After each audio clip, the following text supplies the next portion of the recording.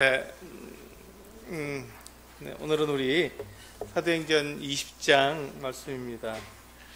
사도행전 20장을 우리가 함께 교제할 텐데, 사도행전은 28장까지 되어 있어서 이제 곧 사도행전이 다 마쳐지게 되죠.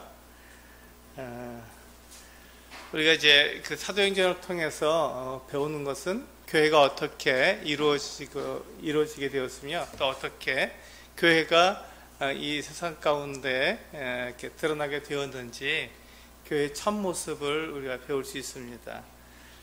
특별히 오늘 사도행전 20장을 통해서 이제 사도 바울이 이 교회 가운데 어떤 일이 있을지에 대해서 말씀해 주시고 계십니다. 그래서 우리가 그 사도행전 20장을 통해서 우리가 배워야 할 것들, 정말 이 교회는 어떠한 그 모습을 가지고 있으며 이 세상은 교회를 어떻게 대하고 있는가, 우리는 이 세상 가운데서 어떻게 살아가야 하는가 하는 것들을 배울 수 있을 것 같습니다. 오늘 사도행전 20장 보시게 되면요, 사도 바울이 이제 그 3차 전도 여행을 쭉 마치고 이제 그 에베소에서 이제 그 마게도냐로 넘어가고 있는 그 같은 모습을 보여줍니다. 에베소에서 이제 3년 동안이나 가르쳤는데 두란노 그 성을 세우고요, 거기서 이방이든 유대인이든 예수님을 알고자 하는 사람들이 다 나와서 배우려고 할 때 2년 동안이나 그들을 가르쳤습니다. 에베소에서 총 3년이나 가르쳤던 이 그 바울의 마음을 우리가 알 수 있죠. 그런데 에베소에서 이제 그 연극장에서 이 그 아데미 신상을 만드는 사람들이 데메드리오를 그 위시해서 이제 소요를 일으켰죠. 몇 시간 동안이나 거기서 아데미를 외치면서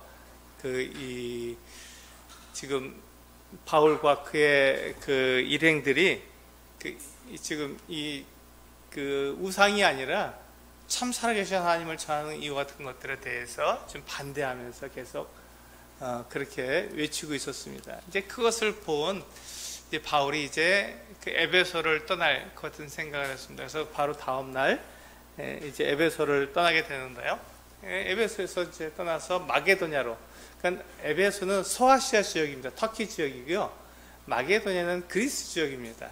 그러니까 서로 다른 대륙이죠. 근데 거길 이제 배 타고 이제 건너갈 수 있는데요. 배를 타고 이제 가까운 곳에서 이제 건너가게 됩니다. 이제 우리 3절에 보시면요, 그 헬라에 이르렀는데, 그 헬라가 지금 우리가 쉽게 알 수 있는 아가야 지방, 그 남쪽 지방을 말하고 있는 거예요. 위쪽 지방은 그리스 반도의 그 위쪽 지방은 우리가 마케도니아라고 부르고요, 아래쪽은 아가야 또는 헬라라고 부릅니다. 그래서 헬라라고 부르는 그곳에서 3개월 동안, 석 달 동안이나 있었던 것이죠. 그래서 이 헬라 지역, 특별히 고린도 아마 지역에서 이 복음을 전했던 것 같습니다. 그런데 이제 거기서 3개월 동안 있다가 이제 배 타고 수리아로, 지금 그 바울과 그 일행들은 수리아 안디옥에서 지금 이렇게 파송을 받았기 때문에 수리아 안디옥교로 돌아가려고 했는데, 지금 그 길목을 누가 맡고 있었냐면 유대인들이 맡고 있었습니다. 그러니까 지금 바울 일행이 돌아가려고 할 때 이제 거기서 꼼짝없이 죽게 되는 거죠. 그죠? 그 길로 가게 되면. 그래서 마게도니아로 다시 위로 올라갑니다. 육로로 해서 그 위쪽으로, 이 그리스 반도의 위쪽으로 올라가서 마게도니아를 거쳐서 다시 이제 그 소아시아 지역으로 건너오려고 합니다. 그쪽은 육로로 되어 있기 때문에 그 유대인들이 이 바울 일행을 막을 수가 없었습니다. 해칠 수가 없었죠. 근데 지금 이 헬라에서 배를 타는 것은 정해져 있으니까 딱 지키고 있다가 바울 일행을 이렇게 매복하고 있다가 죽일 수 있도록 그렇게 계획을 짰는데, 지금 육로로 올라가 버리니까 어디로 또 언제 올라가서 이 배를 탈지 모르니까 유대인들이 이 바울 일행을 해칠 수가 없었습니다. 그래서 이제 마게도냐로 이렇게 내려왔다가 다시 또 마게도냐로 다시 올라가서 거기서 배를 타고 이제 건너가게 되는 것이죠. 그런데 이제 먼저 우리 4절에 보시면 이 바울과 함께 이 길을 가는 사람들을 7사람이 나오고 있습니다. 같이 한번 읽어볼까요? 4절. 네. 4절 같이 읽어보겠습니다. 시작. 아시아까지 함께 가는 자는 베레아 사람 브로야 아들 소바도와 데살로니가 사람 아리스다고와 세군도와 더벳 사람 가이오와 및 디모데와 아시아 사람 두기고와 드로피모라. 그렇습니다. 이 7사람이 바울과 함께 지금 그 전도 여행을 다니고 있는 것이죠. 이 바울이 혼자서 이와 같은 그 복음을 전했다고 생각하지 않기를 바랍니다. 지금 이 바울은 그와 함께한 사람들이 있었어요. 지금 바울이 전한 복음이 진리고 또 그것을 통해서 사람들을 구원할 수 있는 것을 믿었기 때문에 그 일이 얼마나 소중한지 알아서 함께 바울을 이렇게 도와서 함께 가는 사람들이 있었습니다. 그 사람들이 7명이 됐던 것이죠. 지금 7명에 대해서 자세하게 기록하고 있습니다. 근데 지금 여기서 보면은 지금 이 누가도 이것을 기록하고 있으니까요. 누가가 여기 이름이 빠졌잖아요. 누가도 포함되어야 되고 바울도 포함되어야 되고 이 위에도 많은 사람들이 같이 있습니다. 그래서 이제 우리가 그것을 알면 되고요. 우리 그 5절 보면은 이들이 어디로 갔는지 나와 있죠. 5절 같이 읽어보겠습니다. 시작. 그들은 먼저 가서 드로아에서 우리를 기다리더라. 그렇습니다. 그들이 이제 마게도니아에서 빌립보를 지나겠죠. 거기에서 이제 배를 타고 드로아로 갔는데 먼저 가서 기다렸습니다. 먼저 가서 드로아에 가서 기다렸고요.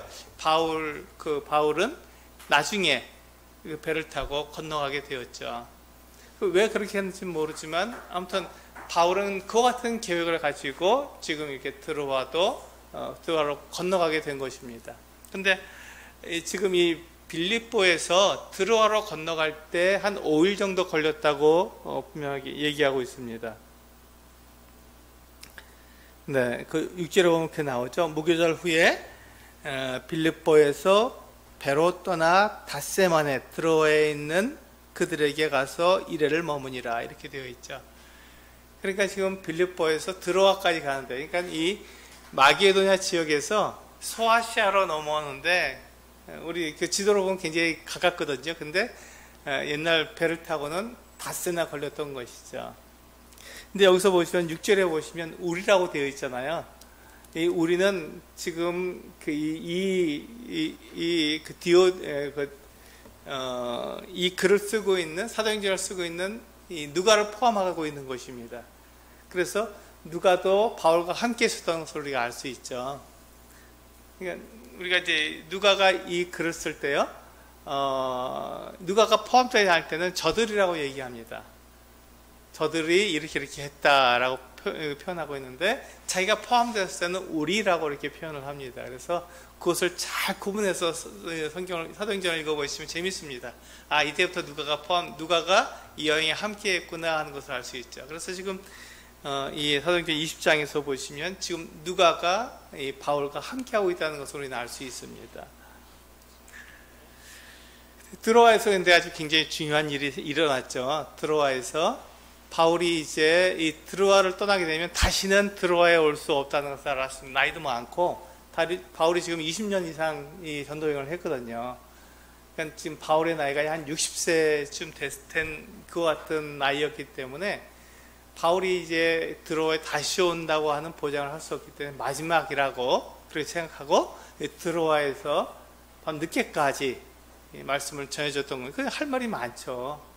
드로아 사람들에게 얼마나 할 말이 많겠습니까? 그래서 이제 밤중까지 계속해서 이제 그 강론을 계속해서 하니까 그 유두고라고 하는 청년이 창문에 걸터 앉아 있다가 그만 깊이 졸아서 떨어져서 죽게 되었습니다. 3층에 떨어졌으니까 죽었죠. 그래서 유두고가 잘못했느냐? 그렇지 않습니다. 지금 유두고는 당연히 3층 루에서 그 더운 중동 지방에 거기서 창문에 걸터 앉았기 때문에 졸 수밖에 없었던 것이죠. 이게 밤중까지 오랫동안 말씀을 전하고 있는 이 바울이 잘못된 것이죠. 사실은요. 유두고가 잘못이 아니라 오랫동안 말씀을 전하는 이 바울이 잘못이죠.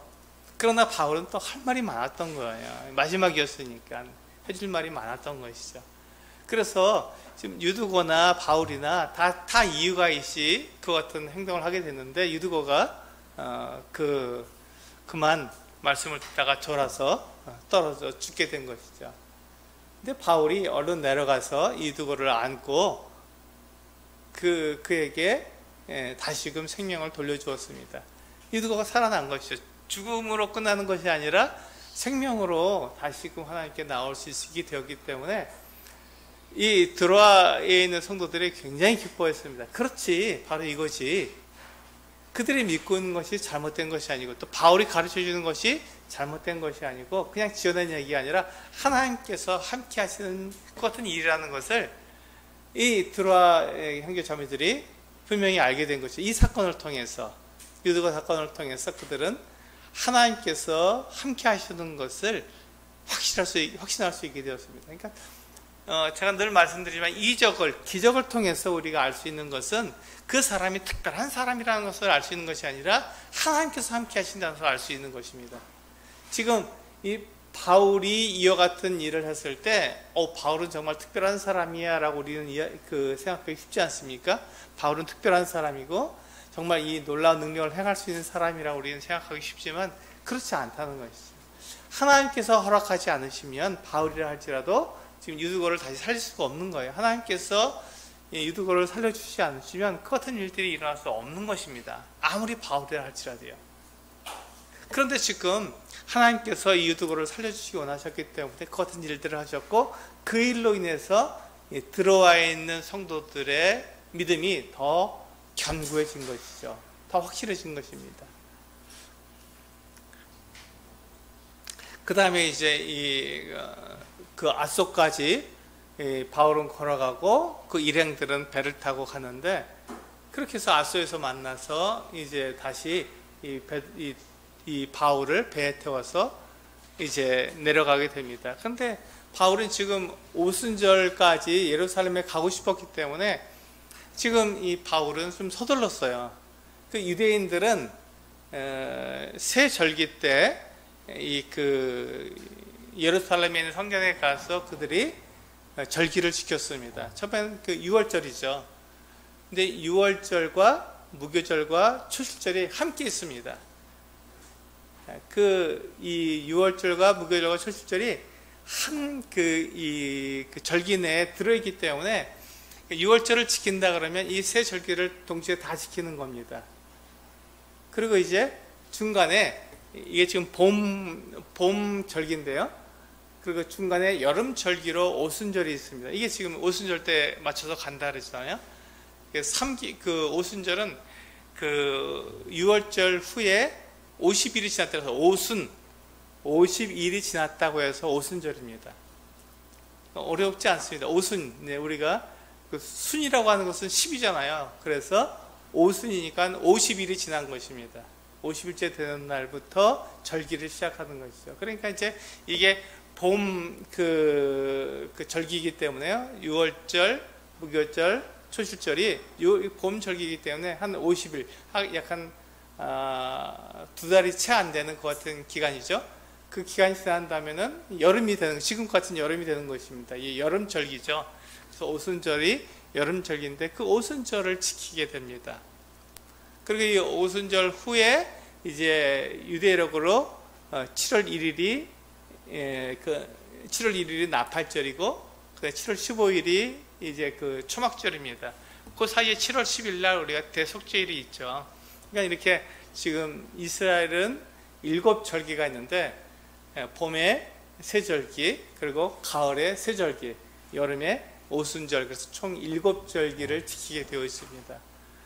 7절기 중에서 그러니까 이 6월절을 지킨다 그러면 세 절기, 봄 절기를 다 지키게 되는 것이요. 가을에 나팔절, 초막절을 지킨다 이렇게 되면 세 절기를 다 지키는 거기 때문에 다 지키는 거고요. 여름에는 이제 오순절만 지키면 이제 세 절기를 다 지켜서 7절기를 다 지키게 되는 것입니다. 그래서 이 세 절기 때 그 유대인들이 이 성전에, 예루살렘 성전에 와서 하나님께 제사 드림으로써 그들의 의무를 다하도록 그렇게 했습니다. 이제 그때 성전에 갈 때 이들이 이제 성전세를 내기도 하죠.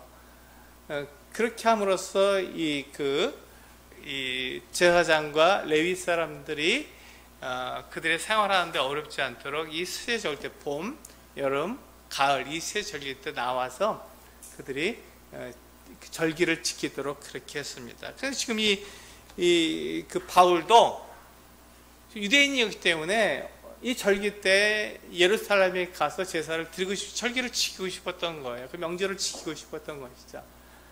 그래서 이 오순절 때 가서 예루살렘에 가서 거기서 이제 하나님께 예배하고 그 유대인들과 함께 하나님께 제사하면서 그 하나님을 경험하고 싶었던 것이죠. 그렇기 때문에 이제 얼른 가려고 그래서 이제 에베소에 들리지 않았습니다. 에베소에 들리지 않고 에베소를 지나서 밀레도로 그냥 바로 내려가게 된 것이죠. 네, 우리 16절에 보면 그 이야기가 나오고 있습니다. 우리 16절 같이 한번 읽어보실까요? 시작. 바울이 아시아에서 지체하지 않기 위하여 에베소를 지나 배 타고 가기로 작정하였으니 이는 될 수 있는 대로 오순절 안에 예루살렘에 이르려고 급히 가미르라. 우리가 이제 이것을 통해서 지금 바울이 어떠한 생각을 가지고 있는지 잘 알 수 있죠. 바울은 유대인이었기 때문에 그 유대인의 그 같은 절기를 지키고 싶었던 것입니다. 그래서 이 아시아에서 시간을 더 지체하지 않으려고 에베소를 그냥 지나서 밀레도에 간 것이죠. 그 밀레도에 가서 그 에베소 교회의 장로들을 불렀습니다. 그러니까 에베소에 들리면 거기서 인사할 사람들이 많잖아요. 거기서 3년 동안 있었으니 사람들을 다 알죠. 그러니까 한 사람 한 사람 다 인사하다 보면은 그래서 지체할 수 있으니까 밀레도로 내려간 것이죠. 밀레도에 내려가서 거기서 에베소 교회 장로들을 불러가고 그들에게 당부하는 것이죠. 이 시간은 그렇게 오래 걸리지 않으니까 금방 그들에게 인사하고 그들에게 할 말을 전해주고 그리고 돌아올 수 있었기 때문에 바울은 그것을 택한 것입니다. 그래서 이제 오늘은 그 밀레도에서 바울이 에베소 교회 장로들에게 부탁한 이 내용을 가지고 함께 나눠보도록 하겠습니다. 지금 에베소 이 교회 장로들은 이 자기를 위해서 또 온 양떼를 위해서 삼가야 한다고. 이 삼간다는 말이 무엇이죠? 삼가라는 말 우리가 잘 쓰지 않죠. 요즘은요. 예전에는 잘 썼는데 요즘은 쓰지 않습니다. 삼가라는 말은 조심하라, 주의하라 이런 말입니다. 그러니까 자기를 잘 조심하게 생활하라는 것이죠. 우리가 이 세상에서 이 세상 사람들하고 똑같이 살아가게 되면 그 사람이 그리스도인지 아닌지 우리가 알 수 없습니다. 그래서 우리는 삼가야 하는 것이죠. 이것도 우리가 하지 않아야 될 것. 내가 세상 사람과 그리스도인과의 차이를 드러낼 수 없다면 우리는 그 부분을 우리는 삼가야 하는 것입니다. 우리가 즐기던 것들, 우리가 또 육체의 만족을 위해서 행하는 모든 것들이 그것으로 인해서 내가 그리스도인 그리고 또 세상 사람 이 두 가지를 두 부류가 구분되지 않는다면 우리는 그 일을 하지 않은 것이죠. 그래서 삼가는 것입니다. 특별히 지금 여기에 와 있는 사람들은 누구냐면 교회 장로들이었습니다.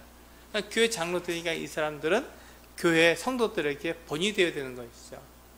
그래서 이 교회 성도들에게 본이 되어야 돼서 이 성도들이 세상 가운데 살아가면서 그들이 많은 그 가치관의 혼란을 겪게 되거든요. 그래서 이해를 해도 되는지 이것을 먹어도 되는지 또 이런 말을 해도 되는지 궁금할 때 장로들의 모습을 보는 거죠. 장로들이 어떻게 하는가. 그래서 장로들의 행하는 그 같은 삶의 모습을 보고 그들이 본을 받는 것이죠.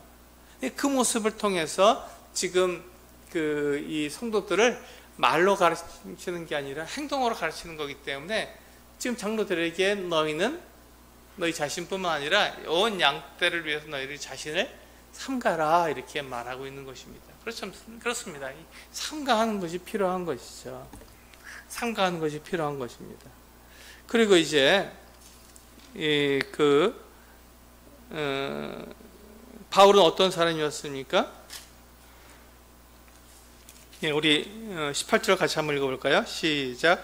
오매 그들에게 말하되 아시아에 들어온 첫날부터 지금까지 내가 항상 여러분 가운데서 어떻게 행하였는지를 여러분도 아는 바니. 그렇습니다.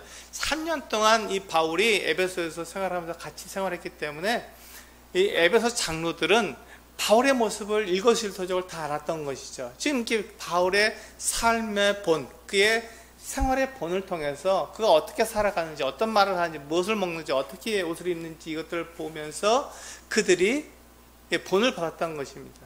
첫날부터 지금까지 너희들에게 내가 본을 보였다. 그때 그것을 생각해야 되는 것이죠. 아, 그렇게 하는 거였구나. 그리스도인은 그렇게 사는 거였구나. 아, 교회의 그 일꾼들은 저렇게 사는 거. 그래서 성도들에게 본이 되는 거구나 하는 것을 알게 되었던 것입니다.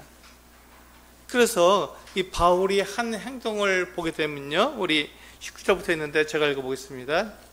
곧 모든 겸손과 눈물이며 유대인의 관계로 말미암아 당한 시험을 참고 주를 섬긴 것과 유익한 것은 무엇이든지 공중 앞에서나 각 집에서나 거리낌이 없이 여러분에게 전하여 가르치고 유대인과 헬라인들에게 하나님께 대한 회개와 우리 주 예수 그리스도께 대한 믿음을 증언한 것이라. 이게 이제 바울이 3년 동안 에베소에서 한 행동을 이렇게 정리한 것입니다. 맨 처음에 뭐라고 되어 있냐면 겸손했다라고 되어 있는 것이죠. 장로는 겸손해야 합니다. 그리고 눈물로 그 모든 이 계계와 어려움들을 이겨내야 하는 것이죠. 그러면서 그냥 억지로 이 교회를 인도하는 것이 아니라 참고 주를 섬겨야 됩니다. 기쁨으로 주님을 섬기는 것이죠. 그냥 어쩔 수 없으니까 내가 그냥 주님을 섬겨, 이렇게 할 게 아니라 기쁨으로 주님이 교회를 섬기고 성도들을 섬기고 주님을 섬기는 것입니다. 이게 그 장로의 본이 되는 것이죠. 이런 본을 보고 성도들이 그 바울의 모습을 그대로 따라서 행하고 장로들의 모습을 그대로 따라서 행하는 것입니다. 그리고 이제 그 말씀을 공중 앞에서나 또 개인적으로나 그냥 거리낌 없이 다 전했다는 것입니다. 그러면서 그들에게 전한 메시지의 가장 핵심적인 게 뭐였죠? 하나님께 대한 회개와 예수 그리스도에 대한 믿음, 그것을 전한 것입니다. 그러니까 바울이 전한 말씀, 메시지를 보면 분명한 거죠. 우리가 하나님께 돌아와야 된다. 내가 어떠한 사람인지 돌아보고 하나님께 돌아와야 된다. 이 얘기를 하고 있는 거예요. 그러니까 제가 지금 말씀드린 것처럼 이 세상의 가치와 하나님을 믿는 하나님께서 주신 가치는 다릅니다. 이게 분명히 다른데 우리가 섞여 있잖아요. 그러니까 이 가치가 잘 구분되지 않는 것이죠. 어떤 것이 나은지 우리가 잘 판단하기 어렵습니다. 뭐 교회로 모이는 거나 또 우리가 세상 가운데 사는 거나 뭐 다를 게 뭐가 있어. 똑같지라고 말하면 똑같아 보이는 겁니다. 다만 주일날 이렇게 모여서 주님 앞에 우리가 예배 드리는 것, 떡과 잔을 다 나누는 것, 말씀하는 말씀 듣는 것, 그거 외에 다른 게 별로 없는 거예요. 그런데 거기에서 차이가 나오는 거죠. 어떤 차이가 나옵니까? 삶의 목적이 다른 거예요. 이 세상에 있는 사람들은 자기를 위해서 삽니다. 어떻게 하면 성공할지, 어떻게 하면 잘 먹을지, 어떻게 하면 좋은 옷을 입을지, 어떻게 하면 더 큰 집을 누릴지, 이거에 관심이 있는 거예요. 어떻게 하면 내 육체의 만족을 누릴 수 있는지에 거기에 포커스가 초점이 맞춰져 있는 것이죠. 그런데 예수 믿는 사람들, 하나님을 섬기는 이 같은 사람들은 거기에 초점이 맞춰져 있는 것이 아니라 어떻게 하면 하나님을 섬길 수 있는지 거기에 초점이 가 있습니다. 오늘 우리가 그 베드로전서 말씀을 아침에 큐티했는데 그것처럼 어떻게 하면 내가 형제들을 사랑할까? 어떻게 하면 내가 형제 자매들을 위해서 그들을 기쁘게 해줄까 하는 것을 굉장히 그 마음 가운데 두고 있는 것이죠. 그게 하나님을 섬기는 거고 하나님을 사랑하는 거니까 어떻게 하면 그렇게 할 수 있을까 하는 그 방법들, 그 길을 모색하고 있는 것이죠. 그게 삶의 차이를 만들어내는 것입니다. 별거 아닌 것 같지만 그게 큰 차이를 만들어내는 거예요. 내가 내가 이렇기 위해서 형제 자매라 할지라도 성도라 할지라도 그냥 내가 유익한지 아닌지 그걸 따져서 내가 유리한 쪽으로 그것을 성도들을 대하게 된다면 당연히 우리는 성도를 형제 자매를 사랑할 수가 없잖아요. 그런데 하나님을 사랑하는 것이 곧 형제 자매들을 사랑하는 것이라고 말씀하고 있으니까 이제 내 이익을 위해서가 아니라 형제 자매를 사랑하기 위해서 내가 최선을 다하는 것이죠. 이게 종이 한 장 차이 같은데도요, 그 삶에 어마어마한 그 차이점을 우리들에게 만들어주는 것입니다. 이것이 구분될 때 우리는 그 믿는 사람과 믿지 않는 사람이 이렇게 그 차이가 나타나 보이게 되는 것이죠. 또 하나는 이제 바울이 어떤 삶을 살았냐면 그는 재정적인 것, 물질적인 것에 매이지 않았습니다.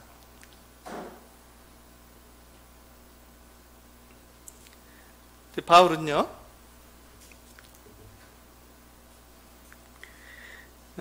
자기 자신을 들었는데요. 우리 사도행전 그거 앞에 보실까요? 사도행전 18장 1절부터 3절을 보시면 바울이 어떤 삶을 살았는지가 잘 나오고 있습니다.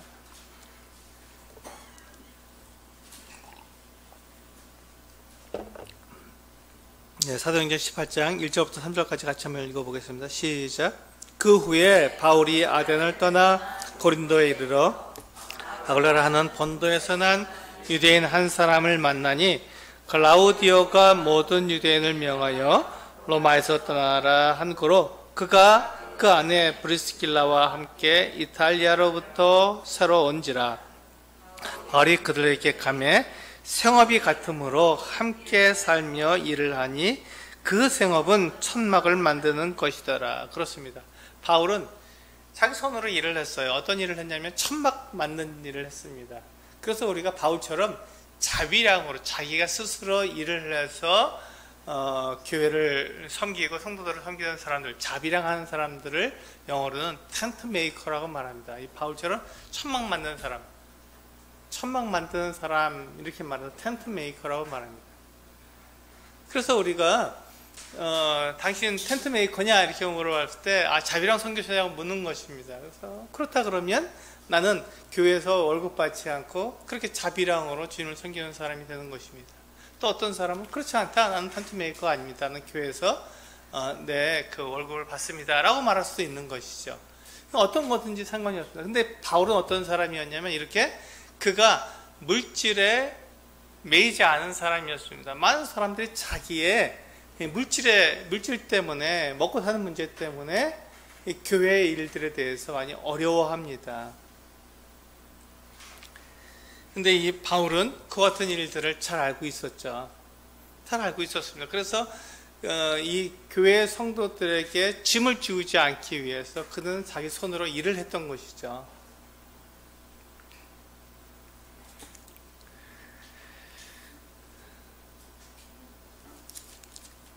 우리 20장으로 가보시면요, 바울이 에베소 교회 장로들에게 경고한 것이 있습니다. 네, 뭘 경고했냐면요, 28절 같이 한번 읽어보실까요?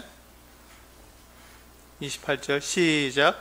여러분은 자기를 위하여 또는 온 양떼를 위하여 삼가라. 성령이 그들 가운데 여러분을 감독자로 삼고 하나님이 자기 피로 사신 교회를 하셨느니라. 29절.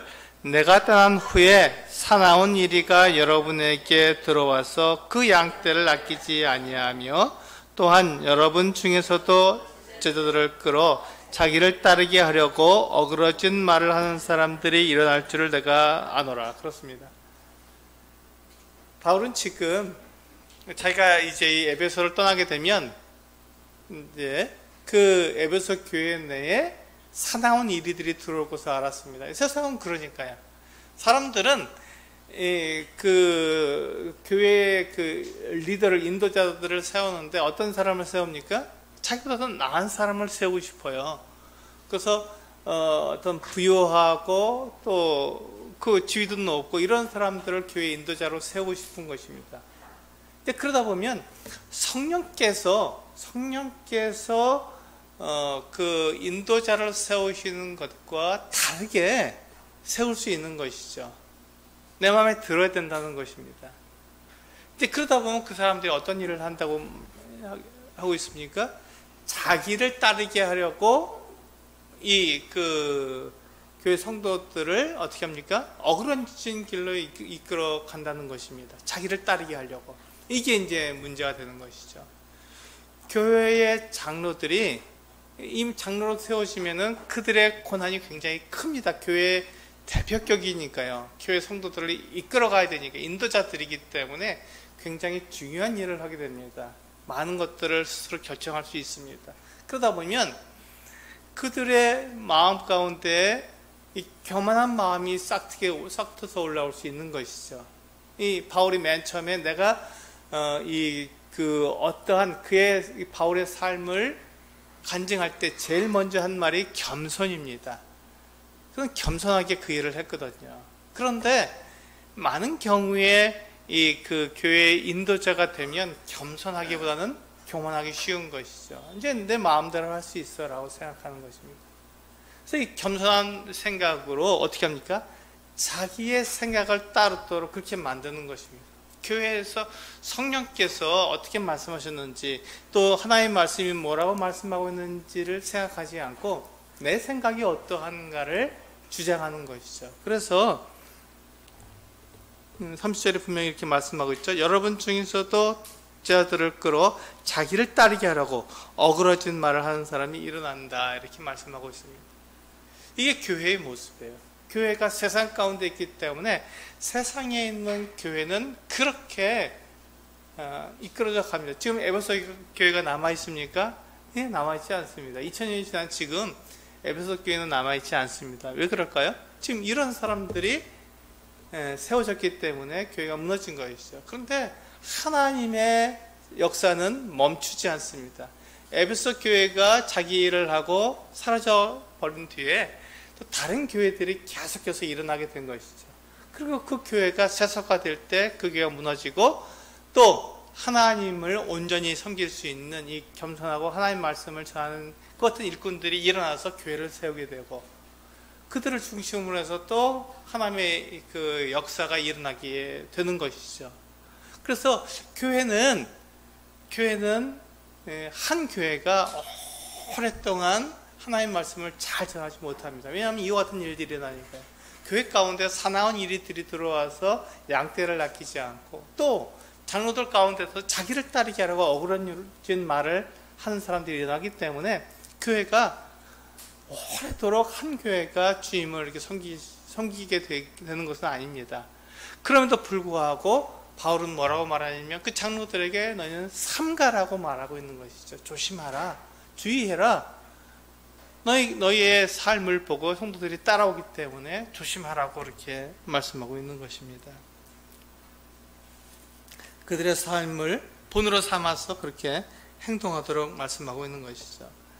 여기서 우리는 교회가 세상이 아니라는 것을 분명히 알아야 합니다. 교회가 세상이 아니라는 것을 분명히 알아야 됩니다. 그래서 이 세상에서는 어떤 원리가 작용합니까? 이 세상에서는요, 힘이 있고 잘 사는 사람이 인도자가 되는 것이, 그게 이 세상의 그 원리입니다. 이 세상은 그런 원리로 움직이고 있어요.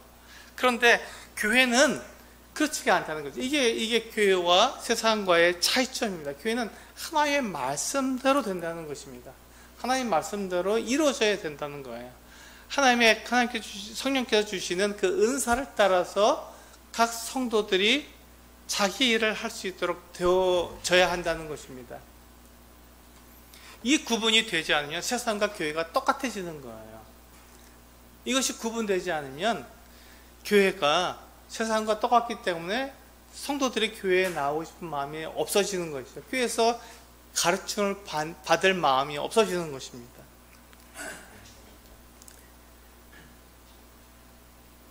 그래서 이 세상에서는요, 세상의 가치관이 통하고 교회에서는 하나님의 가치관이 통해야 하는 것입니다.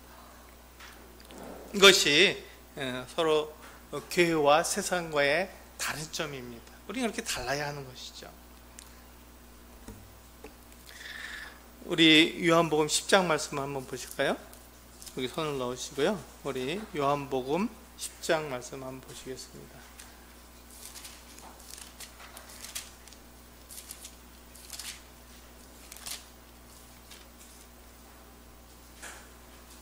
요한복음 10장 3절에서 5절까지 있는 말씀을 같이 한번 읽어보시겠습니다.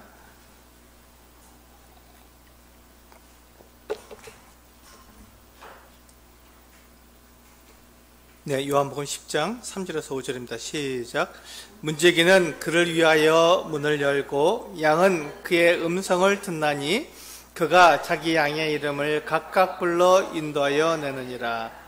자기 양을 다 내놓은 후에 앞서가면 양들이 그의 음성을 아는 거로 따라올 때 타인의 음성은 알지 못하는 거로 타인을 따르지 아니하고 도리어 도망하느니라.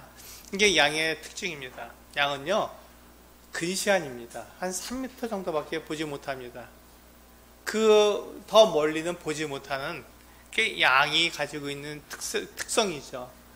그러니까 양은 근시안적인 삶을 삽니다. 그러니까 자기 앞에 좋은 풀이 있으면요, 그만 먹습니다.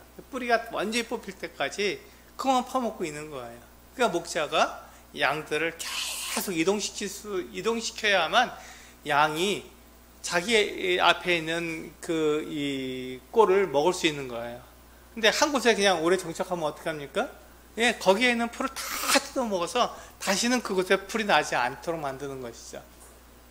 한 번 먹고 끝나는 게 아니잖아요. 계속 풀이 자라야 되잖아요. 그러니까 위에만 살짝 뜯어 먹고 지나가야 되는데 양은 근시안이라 멀리 못 갑니다. 그러니까 그 자리에 있는 거예요. 늘 그 자리에서 자기 앞에 놓인 그 풀을 뜯어 먹기 때문에 어떻습니까? 예, 먹다 보면 어떻게 되죠? 뿌리까지 다 먹어버리는 거예요. 그 다음에는 굶죠. 그 다음에 굶는 거예요. 없으니까요. 그래서 목자가 이 양에게 필요합니다. 그래서 이 목자가 양을 갖다가 이끌고 쉬지 않고 계속 이동하는 이유가 바로 그겁니다. 이 양이 자기 앞에 놓인 이 풀에 뿌리까지 먹으면 안 되니까 이 위에 있는 윗부분만 싹 먹고 얼른 옮겨줘야 됩니다. 다른 곳으로 옮겨가야 되는 것이죠. 그래야 양이 그 풀을 다 뜯어먹지 않기 때문에 계속 움직이면서 풀을 뜯게 만드는 것입니다. 그러면 이제 이렇게 쭉 그 코스가 있어요. 이 목자가 양을 인도해서 가는 코스가 있거든요. 그 코스를 다 돌고 돌아오면 1년 후에 다시 그 자리로 돌아오게 되거든요. 그러면 이미 풀이 또 자랐잖아요. 그러니까 윗부분을 뜯어 먹어도 문제가 안 되는 거죠. 이렇게 빙 돌아서 1년 코스로 돌아오게 됩니다. 굉장히 목자가 양을 치는 게 쉬운 일이 아니에요. 다 먹어버리는 근시안적인. 그런데 그렇기 때문에 이 양에게 누가 필요합니까? 멀리 볼 줄 아는 원시안을 가진 이 목자가 필요한 거죠. 근데 이 양에게는 또 좋은 점이 뭐냐면요, 눈이 나쁜 대신 귀가 밝습니다. 그래서 목소리를 구분할 줄 알아요. 목자의 음성과 타인의 음성을 구분할 줄 압니다. 그게 양의 특징이에요.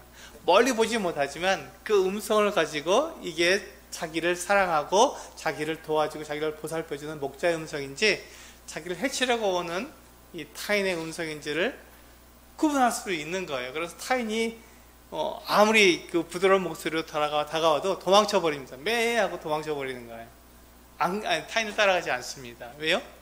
이 타인을 따라가면 자기가 죽게 되는 거 뻔히 아니까 안 따라가는 거죠. 자기를 오랫동안 돌보고 자기를 위해서 목숨을 버리는 이 목자를 따라가는 것입니다. 재밌죠?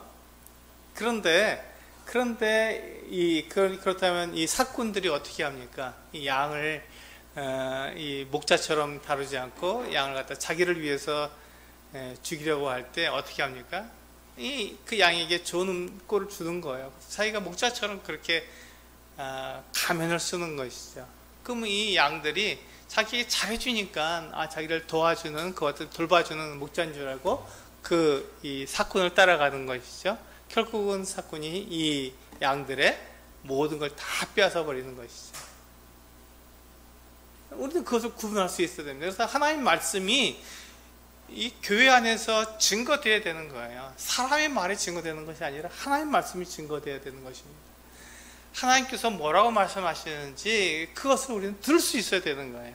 하나님이 말씀하시는 것인지 아니면 내 귀에 좋게끔 그와 같이 들려주는 말인지를 구분할 수 있어야 됩니다. 그래서 이 교회 가운데 인도자를 세울 때 그와 같은 사람을 세워야 되는 것이죠. 그게 성도들에게 주어진 책임입니다. 인도자를 알아볼 수 있는 게 책임이죠. 그래서 하나님 말씀을 잘 배우고 잘 구분할 수 있어야 되는 것입니다. 그래서 우리는 이 교회 안에 그와 같은 젊은 일꾼들이 이렇게 나올 수 있도록 그 같은 기회를 줘야 되고 또 그와 같이 우리는 섬겨야 하는 것입니다.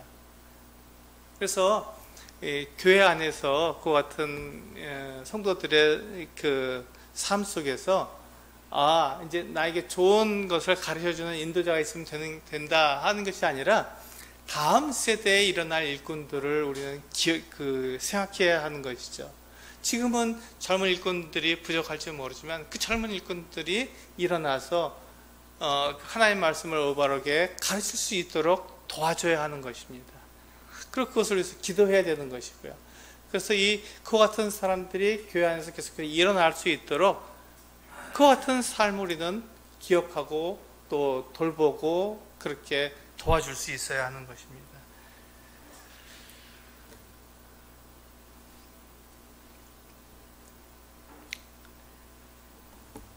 사람이 영원히 살 수 있습니까?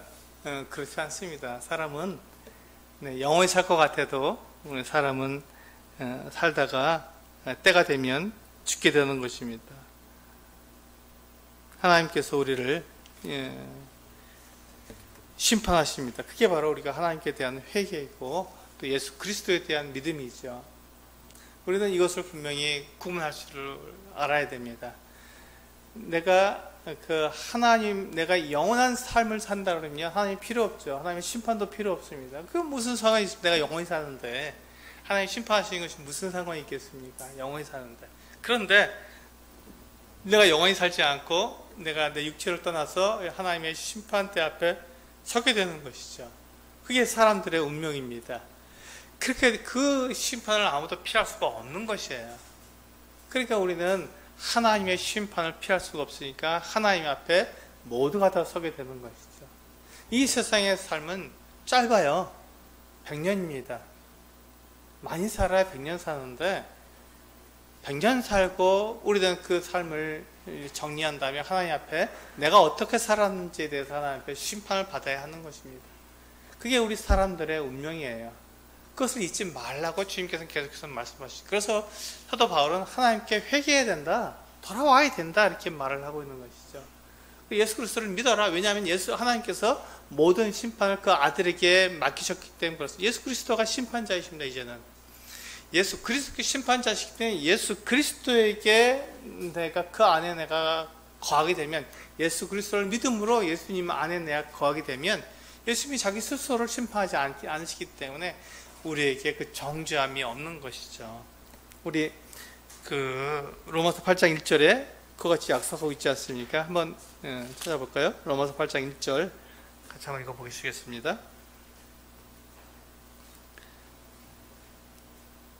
로마서 8장 1절 같이 한번 읽어보시겠습니다. 시작. 그러므로 이제 그리스도 예수 안에 있는 자에게는 결코 정죄함이 없나니. 그렇습니다. 그리스도 예수 안에 있는 사람들에게는 정죄함이 없는 것입니다. 우리는 그 정죄 때문에 이제 불안해하고 두려워하잖아요. 내가 정죄받을까 봐서, 내가 하는 모든 행동에 죄로 드러나게 될까 봐 우리는 두려워하지 않습니까? 그런데 그리스도 예수 안에 있는 사람들에게는 결코 정죄함이 없다고 말씀하고 있습니다. 이게 하나님의 약속인 거예요.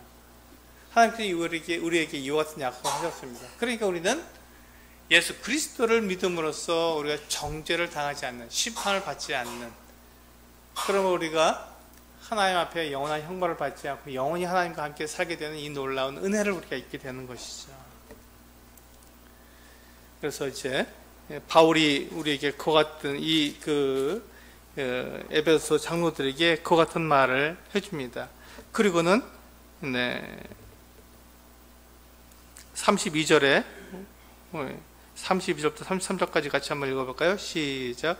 지금 내가 여러분을 주와 및 그 은혜의 말씀에 부탁하노니 그 말씀이 여러분을 능히 든든히 세우사 거룩하게 하심을 입은 모든 자 가운데 기업이 있게 하시리라. 내가 아무의 은이나 금이나 의복을 탐하지 아니하였고 여러분이 아는 바와 같이 이 손으로 내 동행들이 쓰는 것을 충당하여 범사에 여러분에게 모본을 보여준 것과 같이 수고하여 약한 사람들을 돕고 또 주 예수께서 친히 말씀하신 바 주는 것이 받는 것보다 복이 있다 하심을 기억하여야 할지니라. 이게 이제 바울이 이 에베소 장로들에게 한 말입니다. 바울은 그 물질에 대해서 그가 탐내지 않았습니다. 아무의 은이나 금이나 의복을 탐하지 않았고 오히려 그가 손으로 일을 해서 사람들의 필요한 것을 다 충당했습니다. 이게 바울의 모습이죠. 바울은 돈에 대해서 그렇게 매인 사람이 아닙니다. 그러니까 우리가 오늘날 우리가 교회 안에서 인도자들을 세울 때 이런 모습들을 볼 수 있어야 합니다. 이런 모습을 통해서 과연 인도자가 어떠한 사람이, 내가 따르는 인도자가 어떤 사람인지를 분명히 알고 따를 수 있어야 되는 것이죠.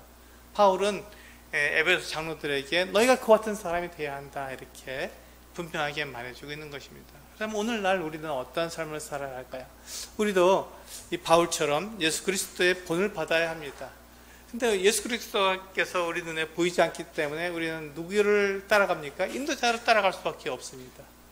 우리가 세운 그 인도자가 하나님의 말씀에 따라서 살게 되면 우리는 하나님의 말씀에 따라서 우리가 살게 되는 그 같은 은혜를 입게 될 것입니다.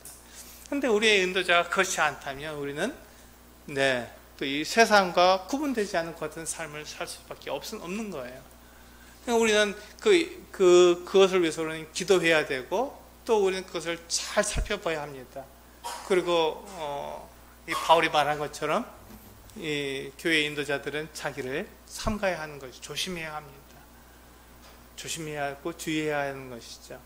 그렇게 했을 때 우리는 이 교회 안에서 아름다운 모습들이 이루어지게 되는 것입니다. 지금 바울은 이와 같은 복음을 전하기 위해서 이 지금 온 아시아와 또 이 그리스 지역을 다 다녔습니다. 이제 곧 돌아가면 로마까지 가게 되는데 이 바울이 이와 같이 자기의 온 생애를 통해서 이와 같은 일을 하는 이유가 뭡니까? 이것이 진리이기 때문에 그렇습니다. 이 복음이 진리이기 때문에 그게 생명과 바꿔도 전혀 아깝지 않은 진리이기 때문에 이와 같은 일을 하고 있는 것입니다. 그러니까 자기의 어떤 이익이나 어떤 금전적인 어떤 이익을 위해서 이와 같은 일을 하는 게 아니라 오히려 자기의 생명을 버려서까지 이와 같은 일을 하는 거예요. 이게 자기의 생명을 바칠 만한 가치가 있는 것입니다. 왜 가치가 있을까요? 하나님께서 그에게 맡기신 사명이기 때문에 가치가 있는 것입니다. 우리 함께 이 말씀을 듣고 이 말씀에 의해서 우리의 교훈을 받는 우리 성도님들에게도 제가 도전합니다. 우리가 지금 살고 있는 이 삶, 이 믿음의 삶, 하나님께 돌아온 이 삶은 정말 가치 있는 삶입니다. 이 세상과 그 가치가 전혀 다르죠. 그 원리가 전혀 다릅니다. 우리가 다른 원리를 따라 살아가는 것이 우리에게 정말로 가치 있는 삶인 것을 우리에게 증명해 주고 있습니다. 우리의 삶이 비록 이 세상에서 사람들에게 인정받지 못하고 고난을 당한다 할지라도 그것이 우리들에게 꼭 필요한 것이기 때문에 하나님께서 우리에게 맡기신 일이기 때문에 그 일을 우리는 해야 되는 것이죠. 그렇게 할 때 우리는 세상과 구분되며 우리가 얼마나 가치 있는 삶을 사는지를 드러낼 수 있는 것입니다. 성도님들에게 지금 우리가 가지고 있는 이 믿음대로 살아가는 것이 얼마나 가치 있는지를 말씀드리면서 우리가 이와 같은 삶을 같이 살아가자고 우리 도전해 드리고 싶습니다. 기도하시겠습니다.